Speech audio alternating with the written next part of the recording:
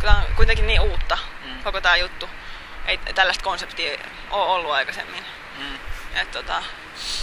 Et ilman poliittista tai järjestöllistä tai mitään muuta, vaan niin yksilöinä ihmiset kokoontuu yhteen, niin se on niin uutta.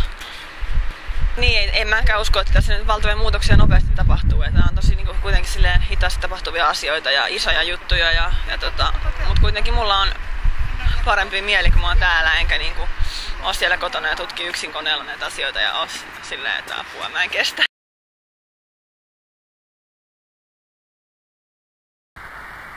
Torikokous on, no mulle se on ihmisiä, jotka kokoontuu yhdessä niin kuin Kreikassa aikanaan ja puhuvat politiikasta ja koittavat löytää tai uusia ratkaisuja.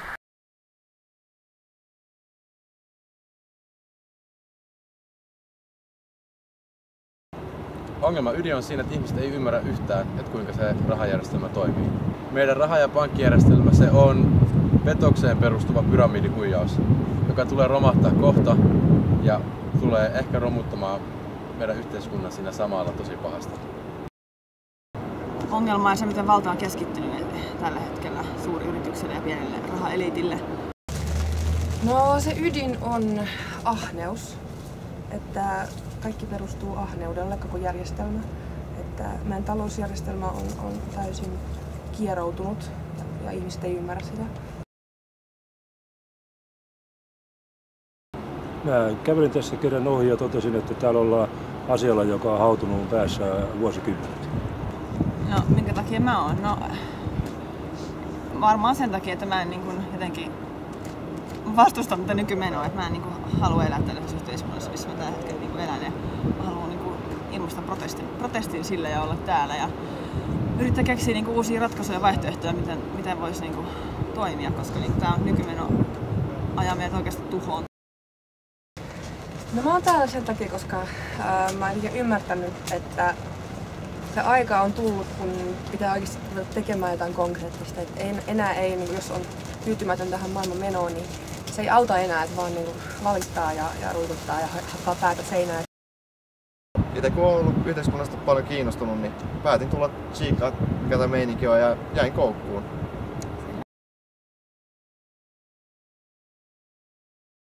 Muuttaa elämäntapansa jotenkin ekologisesti kestävämmäksi on niin tärkeää, että kyllä se muutos niin ehkä lähtee jokaisesta, että jotenkin tällä nykymenolla ja tällä kuluttamisella ja tällä niin luonnonvarojen tuhoamisella niin meillä ei kauhean kauan ole enää tätä planeettaa.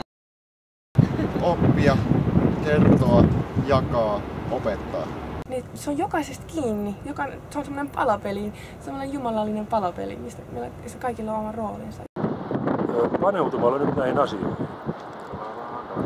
Kertomalla viestiä eteenpäin. Selvä, kiitos.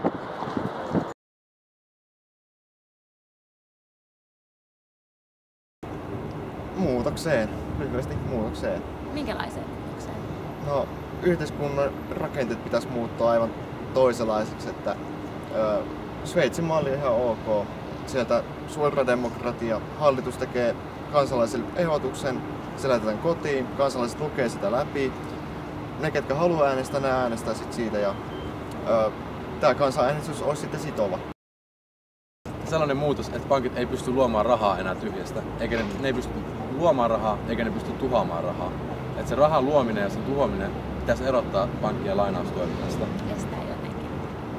Se pitäisi tehdä niin, että jotta pankit voi lainata rahaa, se rahan pitää eka tulla niillä jostain.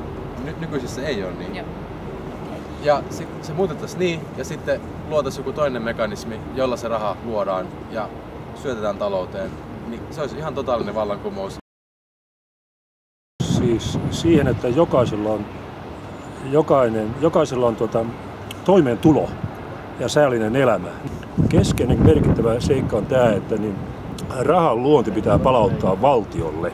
Se ei saa eikä voi olla yksityisen osakeyhtiön hallinnassa.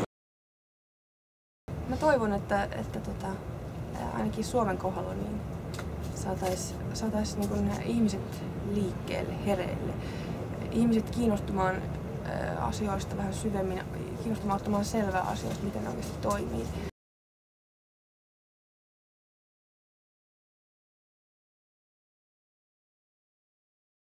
No, pyyhe messiin ja makupussi tänne vaan tutustumaan, keskustelemaan, viihtymään.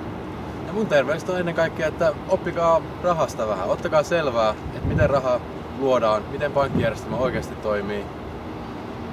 Opiskelkaa, tutustukaa ja sitten liittykää meihin.